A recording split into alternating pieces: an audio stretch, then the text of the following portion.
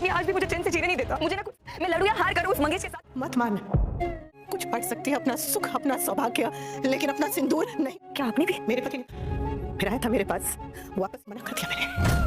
दोस्तों, आज के एपिसोड में अब तक आपने देखा है कि अंश प्रार्थना को लेकर सोनोग्राफी के लिए हॉस्पिटल जा रहा होता है, लेकिन रास्ते में उसे राही मिल जाती है बहुत सारे थैले पकड़े हुए और बहुत सा बोझ उठाते हुए। अंश उसे देखकर कहता है कि ये आप क्या कर रही हैं, घर में इतना सारा स्टाफ है, उसको आप बोले ना। और घर की बहू जाकर ये काम कर रही है, सामान ले रही है। और राही कहती है कि स्टाफ सारा ऑफिस गया हुआ था, उन्हें वहाँ कुछ काम था, इसलिए मैं यहाँ चली गई और मोटी माँ ने मुझे ये सब कुछ करने को कहा। तो अंश कहता है कि आप बिल्कुल अनिमा की तरह लगने जा रही हैं।